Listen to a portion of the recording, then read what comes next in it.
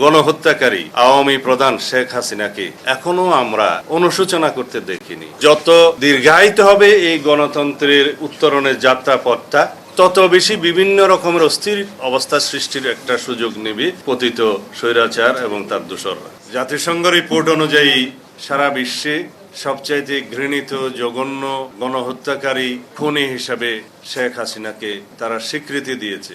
এখন বাংলাদেশে গণহত্যা নিয়ে শেখ হাসিনার সরাসরি নির্দেশ ছিল, এই বক্তব্যটি সারা পৃথিবীতে প্রতিষ্ঠিত হয়েছে। কোন পর্যায়ে বাংলাদেশে গিয়েছিল সেটা জাতিসংঘ এই রিপোর্টটা আপনারা স্টাডি করলে দেখবেন যে এমন কোনো জঘন্য মানবাধিকার ভায়োলেশনের তরিকা বাদ ছিল না যেই তরিকাটা তারা গ্রহণ করে নাই, বা তারা যেই তরিকা কি বলে যে অনুশীলন করে নাই। আপনারা শুধু আয়নাগরের কথা শুনেছেন বা আমাদের মুখে আমাদেরকে গুম করার কাহিনী শুনেছেন, ইতিহাস শুনেছেন। যারা মৃত্যুবরণ করেছে তারা তো বক্তব্য দেওয়ার কোনো সুযোগ নেই।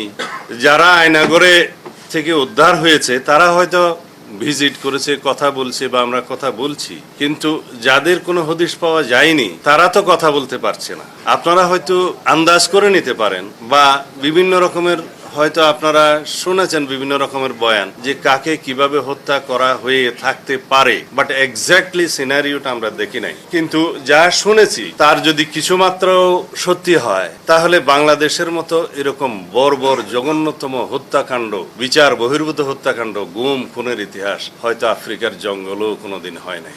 সেই রকম একজন স্বৈর শাসক এবং সেই রকম একজন ফ্যাসিস্ট গণহত্যাকারী আওয়ামী প্রধান শেখ হাসিনাকে এখনো আমরা অনুশোচনা করতে দেখিনি। আমি আহ্বান জানাবো আমাদের সকল রাজনৈতিক গণতান্ত্রিক শক্তিকে, সকল সামাজিক শক্তিকে এবং বাংলাদেশের সকল সচেতন নাগরিকদেরকে, যাতে আমরা এই বিষয়ে ঐক্যবদ্ধ হই এবং এই বিষয়ে সোচ্চার হই এবং এই বিষয়টা আমরা জাতির সামনে বলতেই থাকি যে আপনারা গণতান্ত্রিক রাজনৈতিক সরকার প্রতিষ্ঠার জন্য, আমাদের প্রতিনিধিত্বশীল জাতীয় সংসদ প্রতিষ্ঠার জন্য যত দ্রুত সম্ভব গণতান্ত্রিক প্রক্রিয়াকে ত্বরান্বিত করুন। এবং সেই দায়িত্ব বর্তমানে বাংলাদেশের মানুষ গণ অভ্যুত্থানের মধ্য দিয়ে, অন্তর্বর্তীকালীন সরকারের প্রতিষ্ঠার মধ্য দিয়ে তাদের উপরে ন্যস্ত করেছে। এবং আমরা এখন যদিও ইনিয়ে বিনিয়ে তাদের পক্ষ থেকে আশ্বস্ত হয়েছি যে তারা ডিসেম্বরের মধ্যে জাতীয় সংসদ নির্বাচনের জন্য তাদের সমস্ত কর্মকাণ্ড সাজাচ্ছেন, কিন্তু সেই কর্মকাণ্ডগুলো প্রকাশিত নয়। সেই কর্মকাণ্ডগুলো জনসমক্ষে প্রকাশিত এবং